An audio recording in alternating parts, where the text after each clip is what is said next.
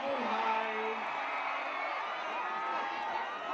Mga kababayan, palakpakan po natin ang nag-iisang Master Rapper, Angeline!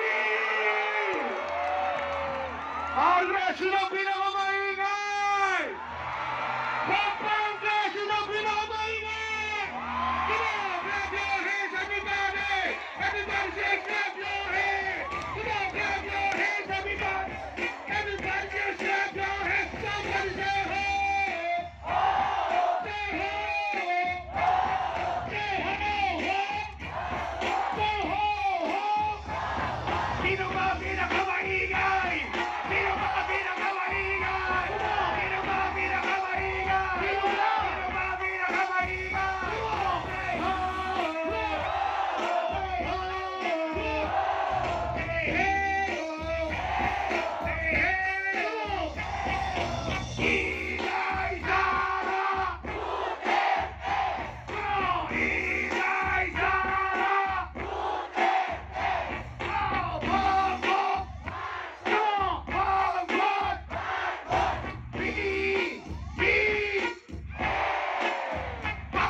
Break it down!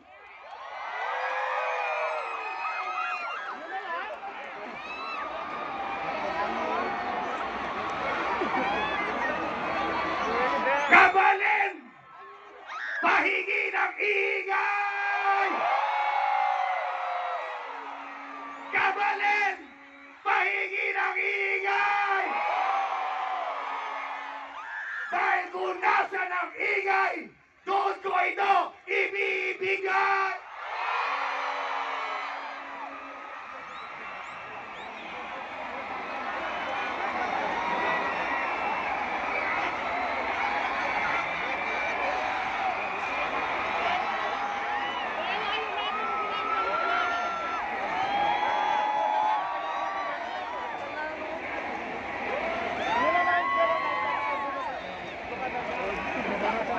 Asa ng tao, di ko makita. Sumigaw kayo!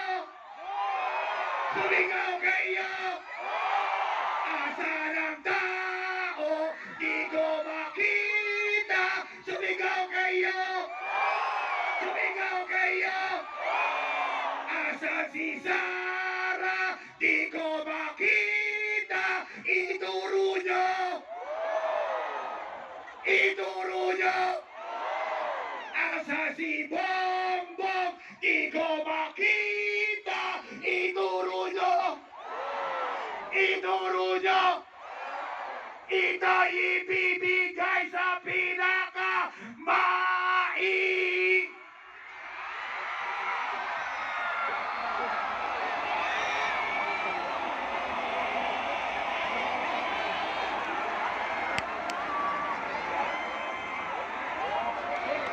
Kabalin!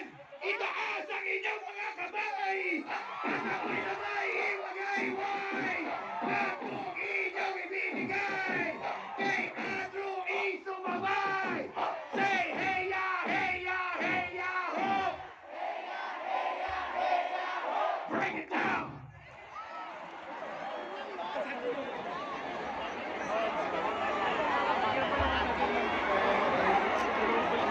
Kabalin! Ngayon ang pagkakataon para tayo'y magdiwang lahat! Ready na ba kayo? Maestro!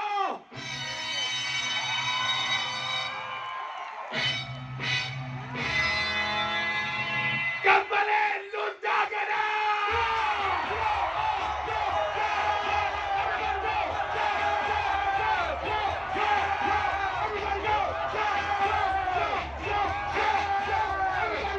Everybody! Bagong Pilipinas! Bagong mukha!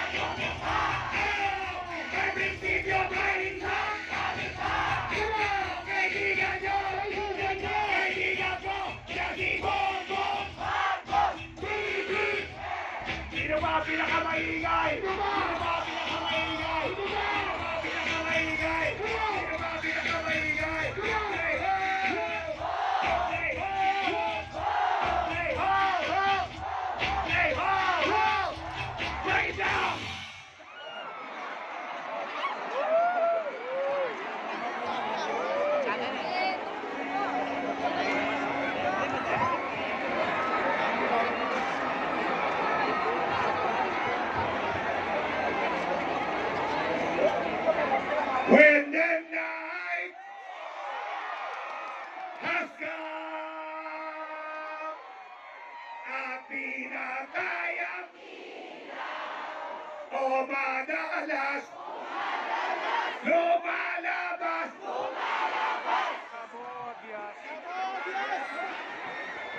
kaya't ako ay nadirito na sa Pampanga upang sa inyo'y magpasalamat. Dahil kung hindi sa mga Kapampangan at kay Inday Sara, wala pong Andrew Huing. O Bongbong Sara Step!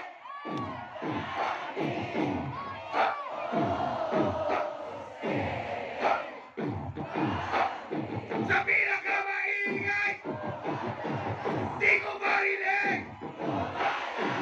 Di ko marinig!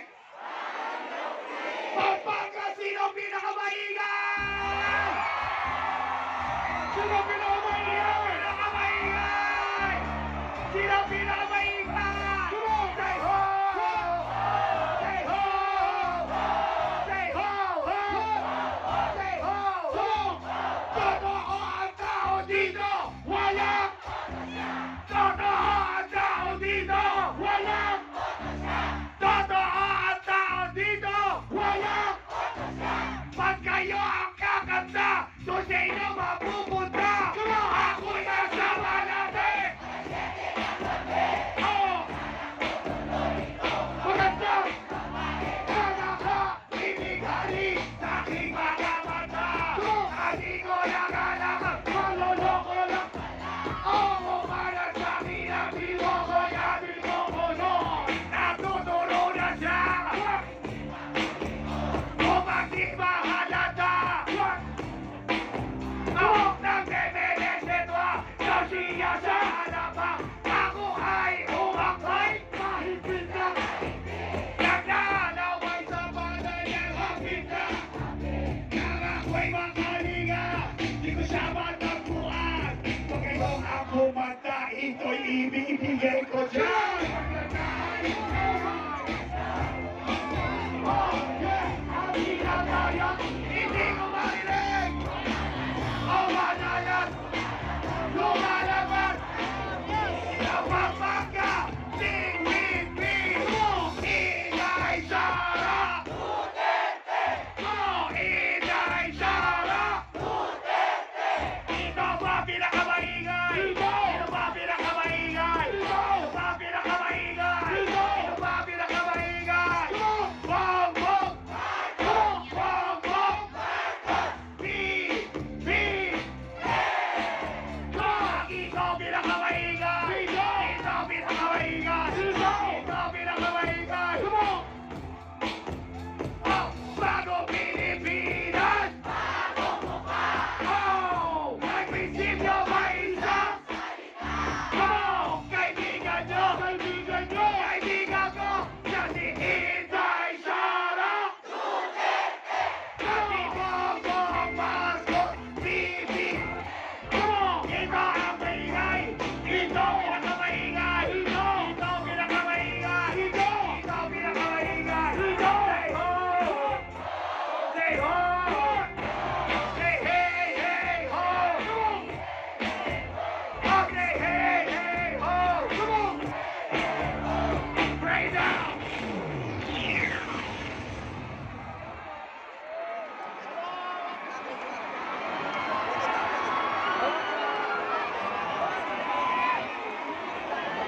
Oh, Bongbong Sara Stand!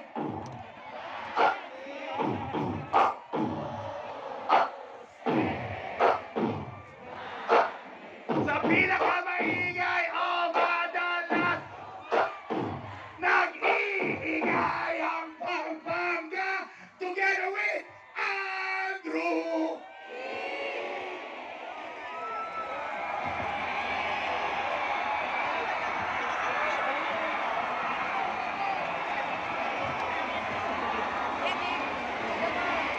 Thank you.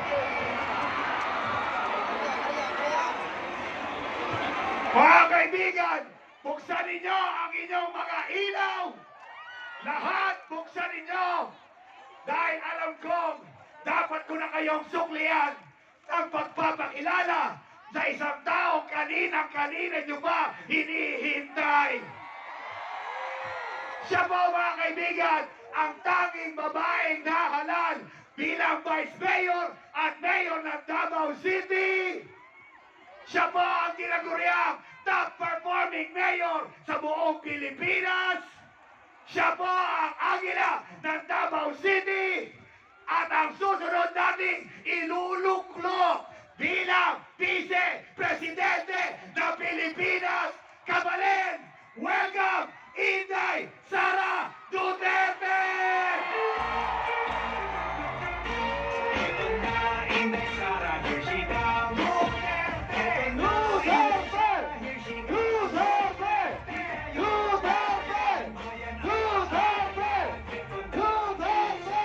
Here she comes. Duterte! Ito na, Inday Sara, here she comes. Ito na, Inday Sara, here she comes. Maraming salamat. Maraming salamat. Mahal ko kayo, mahalin natin ang Pilipinas.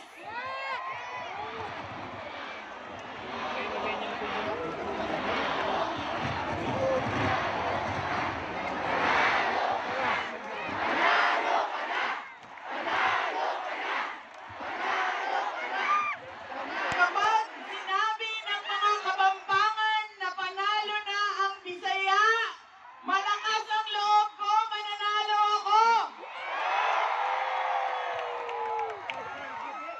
Maraming salamat.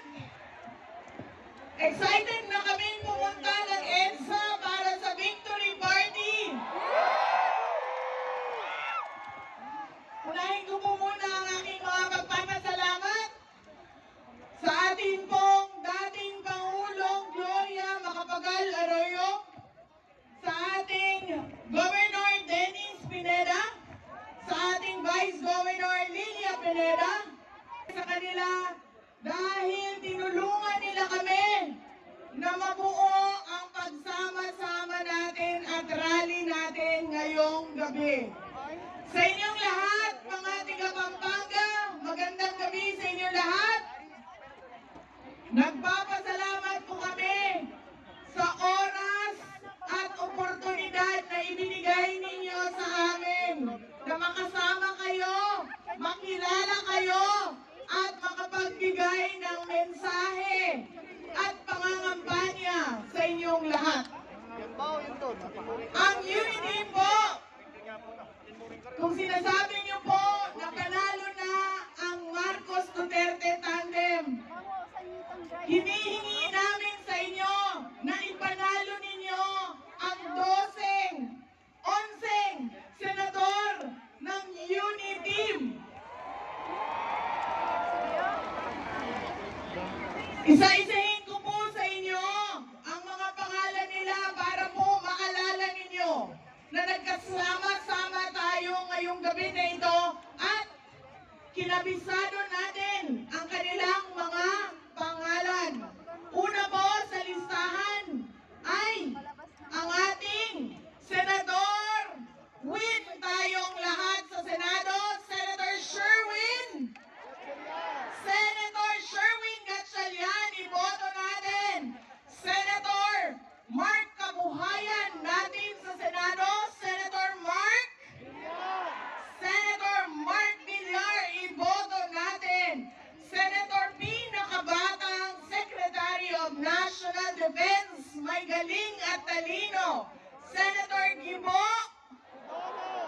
Senator Gibo Teodoro, iboto natin.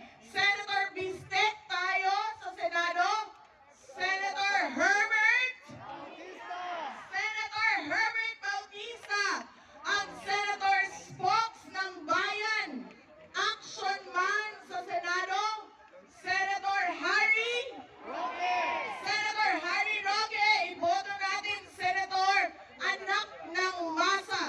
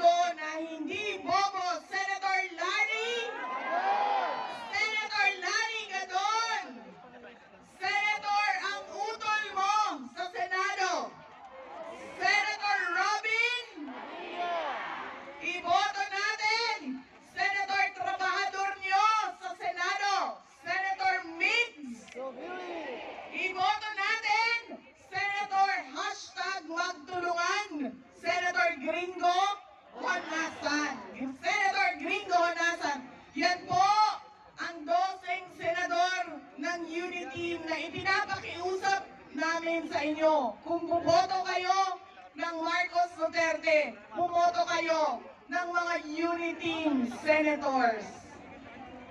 Meron pong tatlong bagay na sinasabi namin na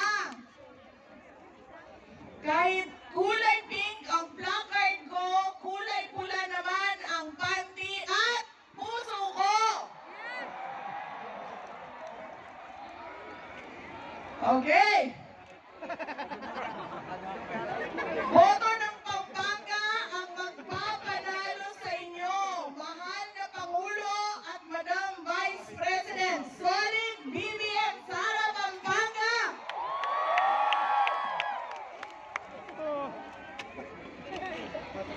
Basta, okay, wait lang. Basta mitong mo ing baluko, kaduguran dakang babatak, Bongbong Sara! Burger! Because of unity, we are genuinely experiencing the real meaning of pagkakaisa. Maraming salamat! Mag-aaral ng mabuti para mapansin ni Sandro.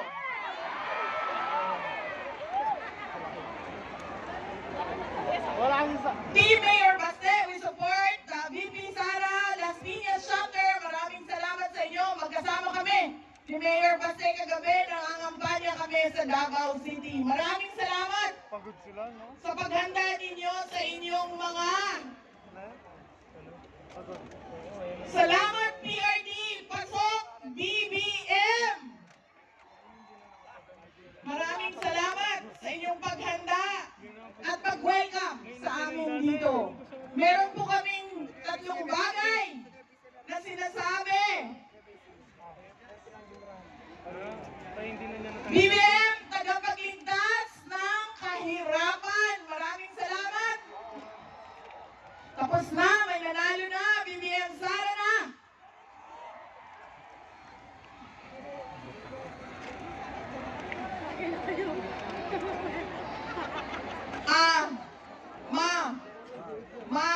Maluto, yakule, morosas. Ano yun?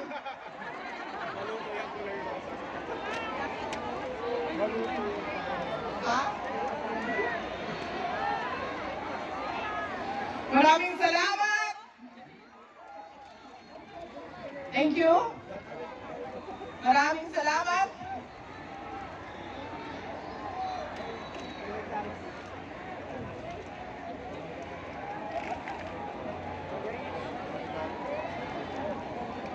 Magbasa lang.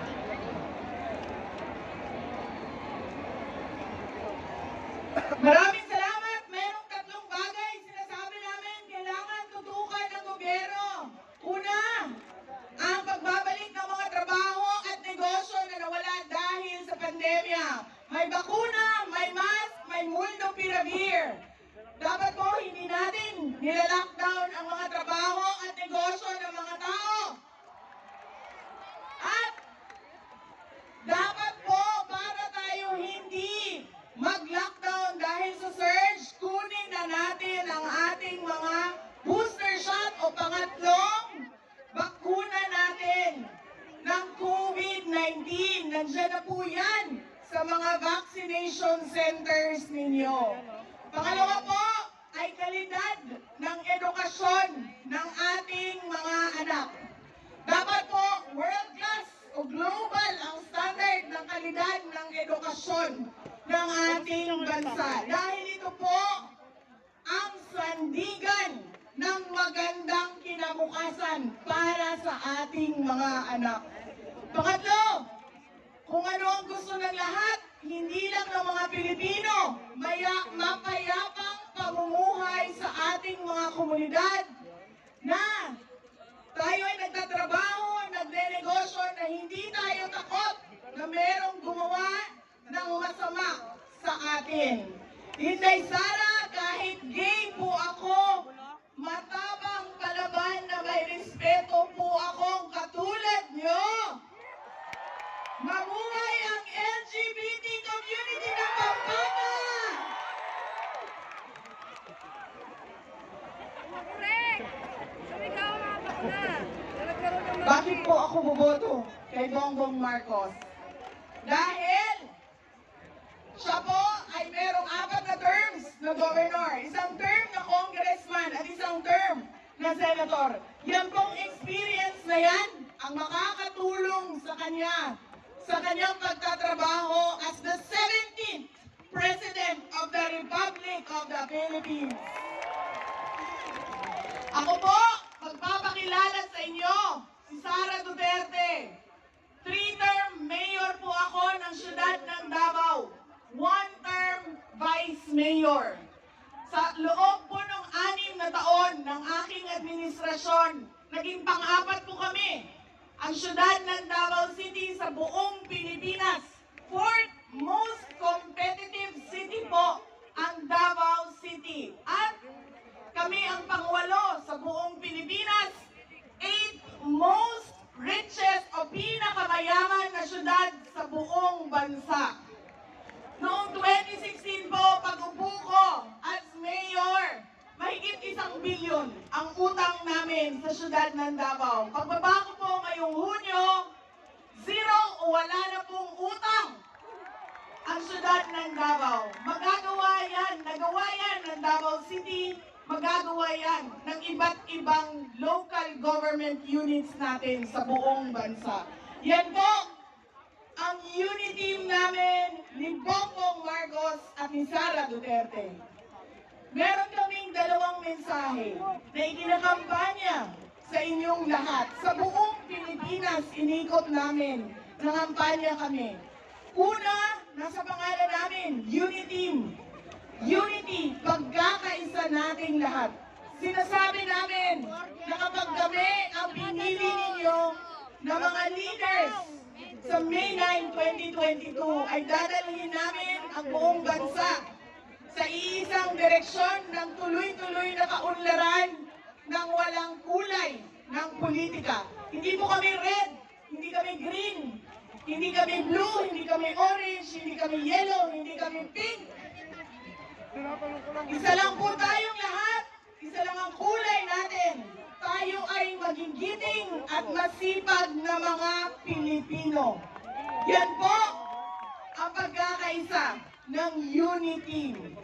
Pangalawang mensahe na ikinakampanya namin sa inyo ay kapayapaan. Kinokomit namin na itutuloy ang bill